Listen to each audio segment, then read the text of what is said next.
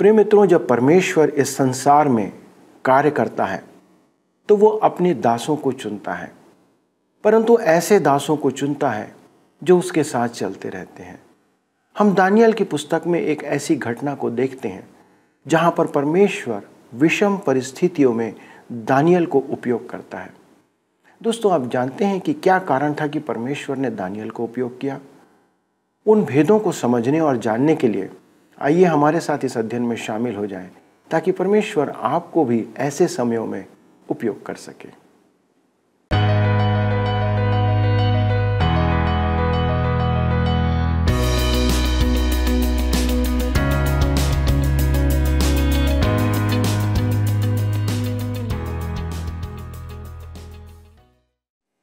प्रिय मित्रों, नमस्कार।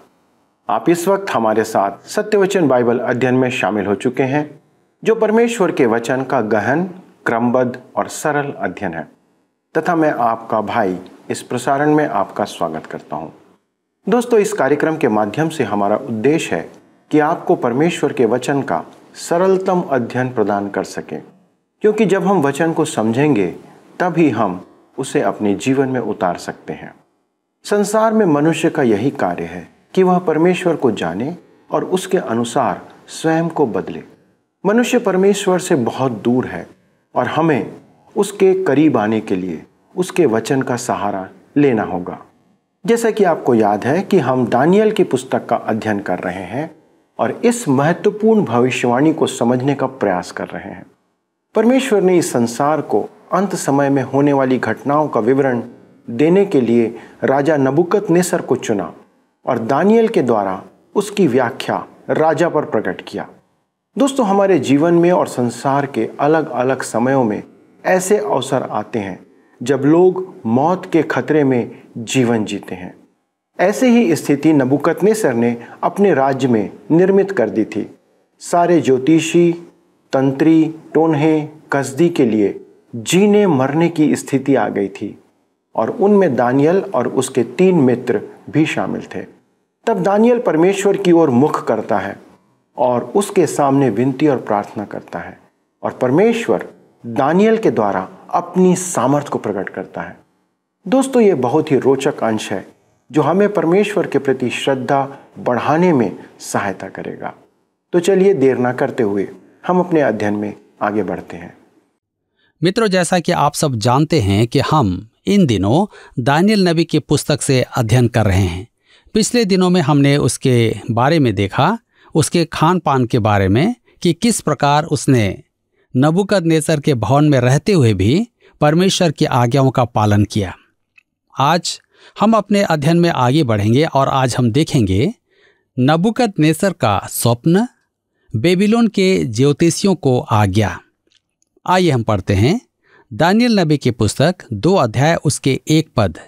यहाँ पर इस प्रकार से लिखा है, अपने राज्य के दूसरे वर्ष में नबूकदनेस्सर ने ऐसा स्वप्न देखा जिससे उसका मन बहुत ही व्याकुल हो गया और उसको नींद ना आई। मेरे मित्रों, ध्यान दीजिए, निश्चय ही नबूकदनेस्सर ने, जो इस समय ऊंचाइयों पर था और घमंड से भरा हुआ था, अपने साम्राज्य के विषय में सोच रहा होगा। सच तो यह है कि बेबीलोन संसार का सबसे पहला महान साम्राज्य था। नबूकदनेस्सर ने वह काम किया जो मिस्र नहीं कर पाया, क्योंकि मिस्र आत्मनिर्भर था। यदि किसी फिरौन ने बड़ी भूल की तो वह यह थी कि उसने नील नदी का त्याग किया। वे मिस्र में चारों ओर के रेगिस्तान से पूरी तरह सुरक्षित थे। यदि उन्हें सुरक्षा की आवश्यकता थी तो केवल नील नदी के प्रवेश द्वार की। मिस्र ने बाहर निकलकर विजय अभियान किए और संसार को प्रभावित किया, परंतु वे विश्व शक्ति कभी नहीं बन पाए। मेरे मित्रों, नबूकदनेस्सर एक छोटे से कबीले का सरदार था। उसने कुछ कबीलों को संगठित किया और तदोपरांत अशूरों को जीता। उसके बाद सीरिया को जीता और आगे बढ़ता गया और मिस्र को अपने अधीन किया। यूनानी भी उसे रोक नहीं पाते, परंतु वह उस ओर नहीं बढ़ा। उसे आवश्यकता भी नहीं थी कि यूनान को जीते, क्योंकि वह उस युग के संसार पर प्रभुता कर रहा था। नबूकदनेस्सर ने जब इस बात पर विचार किया तो उसे यह बोध हुआ कि वह एक विश्व साम्राज्य का स्वामी है। उसने शेर की पूंछ पकड़ ली थी, छोड़े तो मरे, ना छोड़े तो मरे। ऐसे समय में परमेश्वर ने उससे बात की। उसके लिए सोना भी कठिन हो रहा था। वह अपने विशाल साम्राज्य के बारे में सोचकर परेशान था कि उसका भविष्य क्या होगा। क्या आप जानते हैं कि नबूकदनेस्सर के 2500 वर्ष बाद आज हमारी चिंता का विषय भी वही है। प्रसंगवश इसका उत्तर इस अध्याय में है। आइए हम पढ़ते हैं दानियेल की पुस्तक 2 अध्याय उसके 2 पद। लिखा है, तब राजा ने आज्ञा दी कि ज्योतिषी, तंत्री, टोन्हे और कसदी बुलाए जाएं कि वे राजा को उसका स्वप्न बताएं। इसलिए वे आए और राजा के सामने हाजिर हुए। मेरे मित्रों, नबूकदनेस्सर ने अपने सब ज्योतिषियों को बुलवाया। वे सब दानियेल और उसके मित्रों के समान प्रशिक्षित किए गए थे। वे महाबुद्धिमान मनुष्य थे। यह सच है कि वे अन्य जाति धर्म के सिद्धांत और अंधविश्वास से परिचित थे। मेरे प्रियो, आज हम कितनी दूर हो गए हैं।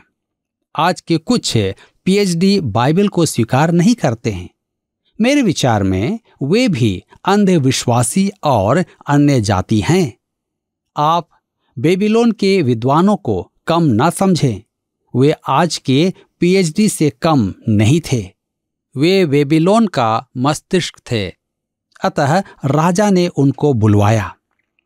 तब आगे क्या होता है? लिखा है दानियेल 2 अध्याय उसके 3 पद में, तब राजा ने उनसे कहा, मैंने एक स्वप्न देखा है और मेरा मन व्याकुल है कि स्वप्न को कैसे समझूं।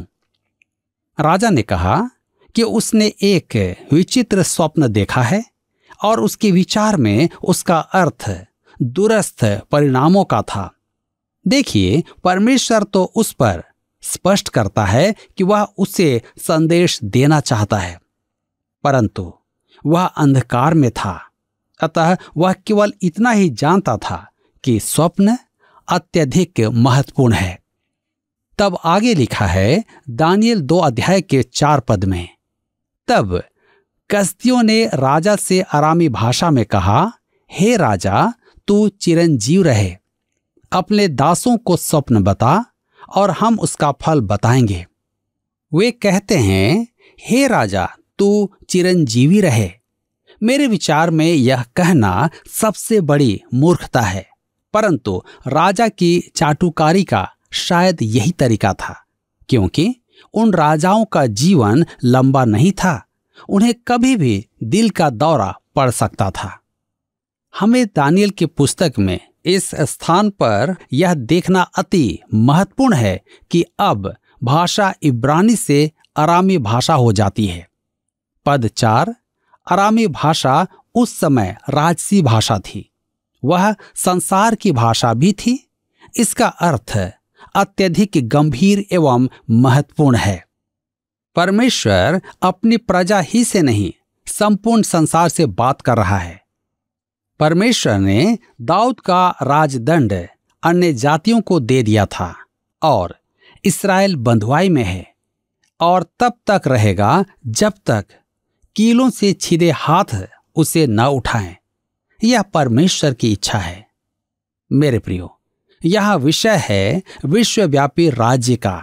यह विचार कि परमेश्वर का वचन एक स्थानीय देवी या देवता तक सीमित है और बाइबल का दृष्टिकोण बहुत सीमित है, सर्वथा गलत है। यदि हम अति सावधानी से बाइबल का अध्ययन करें तो हमें ज्ञात होगा कि परमेश्वर के मन में एक विश्वव्यापी राजा का विचार है।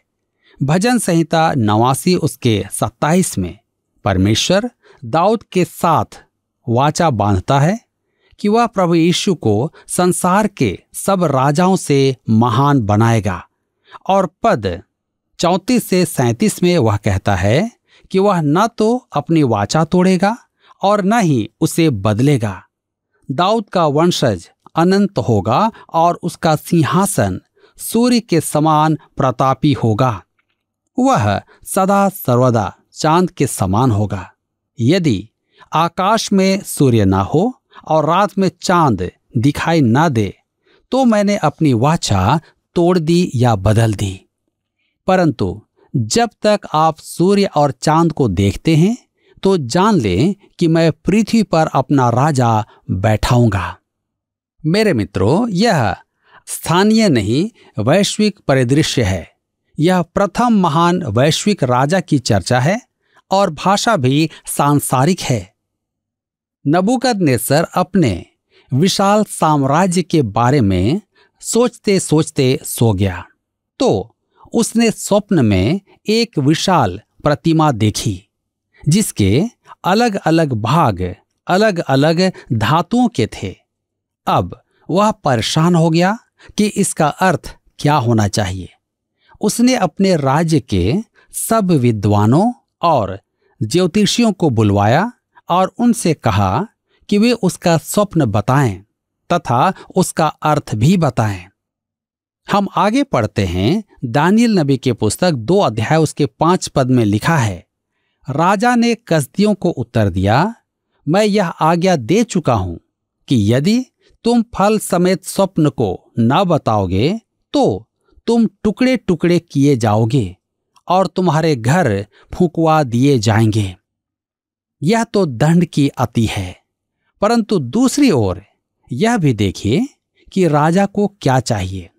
यहां अनुवाद कुछ इस प्रकार किया गया है कि राजा अपने स्वप्न को भूल गया है, परंतु सत्य तो यह है कि उसे अपना स्वप्न स्मरण है और वह यह भी जानता है कि उसका स्वप्न अत्यधिक महत्वपूर्ण है, परंतु वह अपना स्वप्न बताना नहीं चाहता है।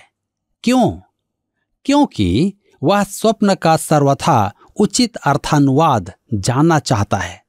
नबूकदनेस्सर कहता है कि वह अपना आदेश बदलेगा नहीं, इसलिए कहता है मैं किसी भी कीमत पर अपना स्वप्न नहीं बताऊंगा। अतः मुझसे निवेदन नहीं करें कि मैं अपना स्वप्न तुम्हें बताऊं। कुछ अंग्रेजी अनुवादों में हालिया में यह टिप्पणी की गई है। एक टीका युक्त अंग्रेजी अनुवाद में इसका अर्थ इस प्रकार लिखा है, यदि तुम मुझे स्वप्न और उसका अनुवाद नहीं बता पाए तो मैं तुम्हें चिरवा दूंगा और तुम्हारे घर नष्ट कर दूंगा। नबूकदनेस्सर उन्हें भयभीत कर रहा है। उन्हें अर्थ तो बताना ही है, परंतु साथ ही स्वप्न भी बताना है।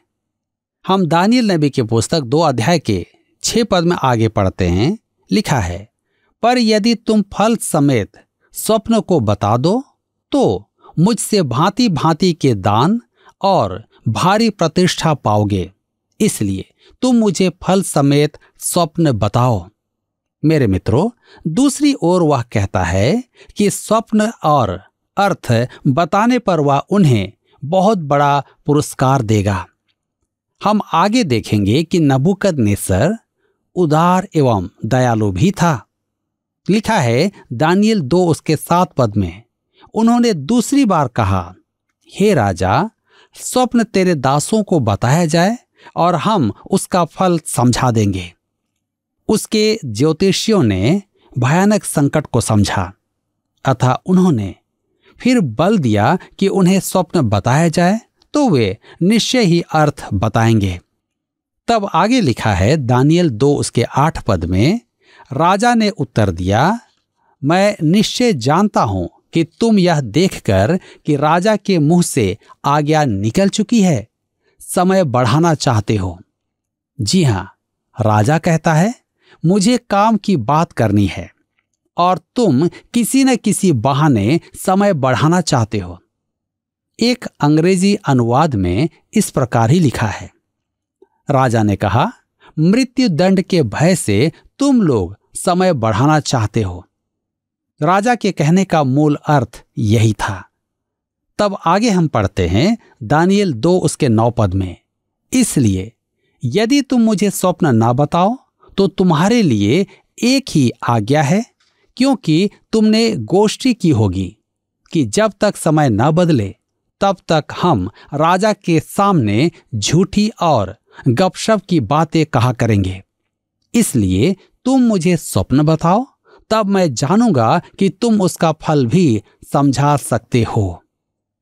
मेरे विचार में राजा यहां अपने ज्योतिषियों पर अविश्वास प्रकट कर रहा है। शायद उन्होंने पहले कभी उसे निराश किया था, जैसे बाल के पुजारियों ने राजा आहाब को निराश किया था।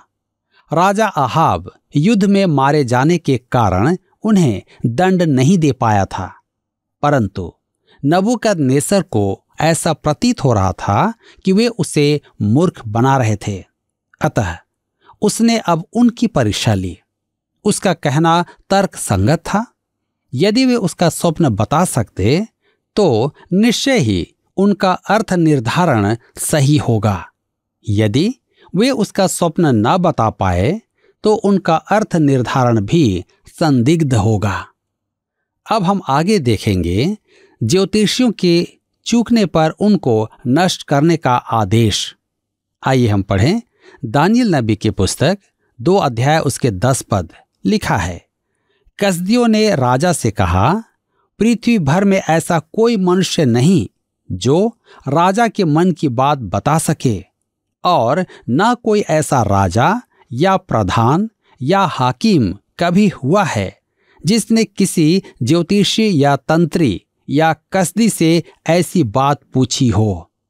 मेरे मित्रों, ध्यान दें, उनकी यह बात अति सत्य थी कि परमेश्वर की अपेक्षा अन्य कोई नहीं जो उसका स्वप्न बता पाए। वे हताश हो अपनी जान बचाने के लिए राजा को तर्कहीन कहना चाहते थे। यदि परमेश्वर को अलग कर दिया जाए तो निश्चय ही राजा का आदेश तर्कहीन ही था, परंतु जब वे अपनी बुद्धि का दावा करते थे तो राजा का कहना भी सही था कि वे अपनी बुद्धि का प्रमाण दें। दानियेल नबी की पुस्तक 2 अध्याय उसके 11 पद में आगे लिखा है, जो बात राजा पूछता है वह अनोखी है, और देवताओं को छोड़कर जिनका निवास मनुष्यों के संग नहीं है, और कोई दूसरा नहीं जो राजा को यह बता सके। मेरे मित्रों, उनके कहने का अर्थ था कि स्वर्ग से उनका संपर्क नहीं था। उन्होंने स्वीकार किया कि उनके देवता उन्हें समाधान नहीं सुझा रहे थे। अब दानियेल के उभरने का मार्ग तैयार होता है। आइए हम पढ़ते हैं दानियेल 2 अध्याय के 12 पद। लिखा है, इस पर राजा ने झुंझलाकर और बहुत ही क्रोधित होकर बेबीलोन के सब पंडितों का नाश करने की आज्ञा दे दी। मेरे मित्रों, ध्यान दीजिए, राजा अपने क्रोध के लिए जाना जाता था और यहां वह प्रकट है। वह मानसिक विकार से ग्रस्त था, जो हम आगे चल करके देखेंगे। राजा आज्ञा देता है कि सब ज्योतिषी तुरंत घात किए जाएं। तब हम आगे पढ़ते हैं दानियेल नबी की पुस्तक 2 अध्याय उसके 13 पद। यहां पर लिखा है, अतः यह आज्ञा निकली और पंडित लोगों का घात होने पर था, और लोग दानियेल और उसके संगियों को ढूंढ रहे थे कि वे भी घात किए जाएं। राजा की आज्ञा के अनुसार दानियेल और उसके साथियों को भी घात किया जाना था, क्योंकि राजा को निराश करने वाले ज्योतिषी ही उसको प्रशिक्षण देते थे। राजा की इस उग्र आज्ञा के कारण अनेक निर्दोष जन मारे जाएंगे। नबूकदनेस्सर की निरंकुश इच्छा की सीमा नहीं थी। वह जो चाहता वह कर सकता था। अब यहां पर सवाल यह है कि सब के सब विद्वान अर्थात पंडित जो ज्ञानी थे वे सब मारे जाएंगे। और यही कारण है कि वे दानियल और उसके मित्रों को भी ढूंढ रहे थे। हम अपने अगले अध्ययन में देखेंगे कि कैसे परमेश्वर अपने लोगों की रक्षा करता है और दानियल को कैसे उसके स्वप्न का अर्थ बताने में सहायता करता है। परमेश्वर आज के इस अध्ययन के द्वारा आप सबको बहुतायत से आशीष दे और आप सबकी सहायता करे। मित्रों, हम बार बार इस पुस्तक में देखेंगे कि परमेश्वर ही है जो संसार का नियंत्रक है और वही है जो अपनी इच्छा लोगों पर और उनके द्वारा पूरी करता है। परमेश्वर विषम परिस्थितियों में भी अपने लोगों के साथ बना रहता है।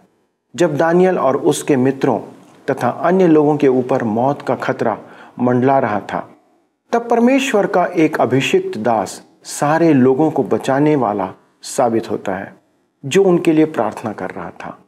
एक अकेले दानियल के विश्वास योग्य और आज्ञाकारी होने के कारण परमेश्वर ने अनेक जनों की जान बचाई। मित्रों, हम भी अपने जीवन में कई बार ऐसी स्थिति में आ जाते हैं जब आप ही अकेले परमेश्वर के दूत बनकर लोगों की रक्षा कर सकते हैं।